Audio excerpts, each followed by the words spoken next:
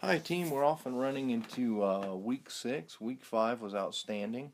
All the videos have been graded. Everyone did an excellent job. I learned quite a bit through the different tutorials, so I appreciate the effort that everybody took to put in with their tutorials and hit everything that was on the rubric. So I appreciate that very much. I did try a new grading thing this week with the rubric, so let me know how it was. I'm going to put up a little a blurb to capture some comments to see if it was worthwhile or not, or if you like the video feedback better. And the discussions this week so far have been outstanding as well, so I appreciate the effort that takes to stay engaged and keep moving. Now, when we get into next week, we're going to get into a case study and assessment. So I want to take a second to talk about case studies. A case study is bound by time and space. So it's something that happened at a particular time in a particular area. In this case, K-12 laptop program. Quite often, case studies are done because there's not enough data for a quantitative study, um, but it doesn't mean that they're any less worthwhile. But what it does mean is because they're bound by time and space, the space they're in, the school, the workspace, wherever that is. Sometimes the transferability of them from one location to another comes into question. So as we read case studies and as we look into assessments, I want you to think, does it fit your particular situation, whether it's in the workforce, in industry, within a K through 12 setting, higher education setting, wherever that may be. Just kind of take a critical look and say, okay, this is good. It worked at this point and at this place for this particular group. Will that transfer to my situation? So read it, get a lot of good information from it, and then think critically if it's going to fit any of your needs. See what you can get from it. And assessment is something that is absolutely critical, especially now with so much that goes on. If you're in industry, the way you assess can actually go to trial. So it's kind of interesting that assessment has to be real as well. It has to point back to all of our objectives, and it has to uh, actually measure them. So it's going to be an interesting week. A lot of interesting discussions about assessment and how we do that. So uh, as you answer the discussion questions and as we go through this, answer it from a perspective of wherever you are. If you're in industry, answer from there, K through 12 or higher ed, answer from that perspective.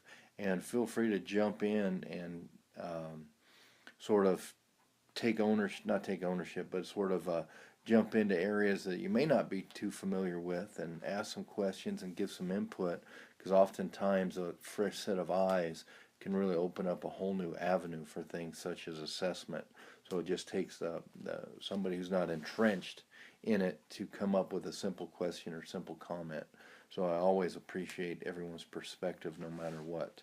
Whether it's industry, K through 12, higher ed, no matter what your expertise is, that definitely transfers into all other subjects. And another article we're going to be reading is Standardized Test Outcomes, Student Engaged Inquiry. And remember, we talked just a moment ago about looking at all these studies critically. So in this particular one, if it is in the context of urban reform, guess what? Is that going to transfer over to industry? Because right here we have standardized test outcomes for engaged students in inquiry-based science. That's pretty focused. That's a focused study, which is outstanding, but is it going to transfer into your needs? So as you read it, be critical about it and try to take points and parts that, okay, maybe this could pertain to what I'm doing. So just kind of keep that sort of perspective as we read through all of our case studies and articles this week, because it is important. And then one of our discussions is actually on the case study, and the other one is the partnering and assessment.